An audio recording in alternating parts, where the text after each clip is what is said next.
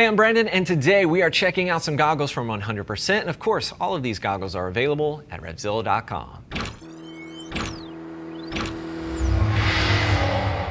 So we've got the Strata II, we've got the Akiri II right here front and center, and then we've got the Racecraft II goggles within the lineup. We're going to take a look at each of these and talk about what they've changed and what they've improved. And I can tell you now it's vastly improved from the previous generation. I like when any brand is pushing forward, making improvements. Sometimes it can be for not the best benefit, but I can tell you now that these are all improvements, which is nice to have. Now, if you're looking at these goggles and you're wondering, hey, where's the 100% Armega goggles?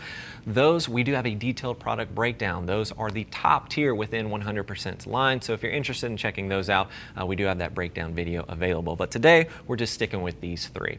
Now, one of the things that has improved across the board is the vision. The field of vision has increased about 17.5% with all three of these, and that's mainly due to the updated nose bridge here. And speaking of that, it is very comfortable. It's much more comfortable than the previous generation, but any additional field of vision I can get is certainly going to be an advantage, so I'll openly welcome that. So that's definitely an improvement, especially when it comes to comfort and just being able to breathe out of your nose more comfortably and just fitting on your face. Let's start with the Strata II over here. So we've got about a 40mm strap with these, little bead of silicone on the inside. As I mentioned before, you know, the nose did get that update, so it is far more comfortable. And you're looking at about 2 layers of foam on the back side of this for the comfort. Now, as you move up through the line, you're looking at 3 layers with the Akiri II as well as the Racecraft IIs, which is really just ultimately going to lead to additional comfort, of course.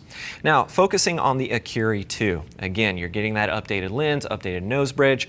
You're looking at about a 45mm strap, so that has increased in size. That's just going to help it stay more stable at speed, and when you're going through the whoops out there, it's just going to help your goggles stay in place. You're getting that nice bead of silicone on the inside, but I do want to mention there's a few different flavors of the Akiri II. You've got a woods option, which is going to have a photochromatic lens, and that's going to transition from dark to light depending on the amount of sunlight that's emitted onto the lens itself. Pretty cool tech that we're getting in a Moto goggle. And then we've got the Enduro version, which is going to utilize a dual pane. There is a sand version as well, which has kind of a denser foam material. It's going to do a better job of blocking out the sand. So if you're looking at the Akiri II and you see those additional options available, that is what they are associated with. Let's swing over to the Racecraft II. These are probably my favorite within the lineup here, and that's mainly because of the outrigger. That's a big deal here. That's going to allow the goggles to set further into the helmet itself, and I think it ultimately leads to more comfort, and it actually helps it stay a little bit more stable as well. 45mm strap on here with the silicone bead on the inside, of course. This is a little bit more rigid in comparison to the previous model as well when it comes to the outriggers themselves, and the Racecrafts are the only ones within this lineup that include the tear-offs themselves. You can see you've got tear-off posts on all the lenses on each of these, but they do not include the tear-offs. This one, however, will. Now let's talk about the price here. When it comes to price, the entry level here, the Strata II, that one's about $25 to $55 depending on what lens you go with. Then the Akiri II, if I'm not mistaken, is about $45 to $70 in the price point.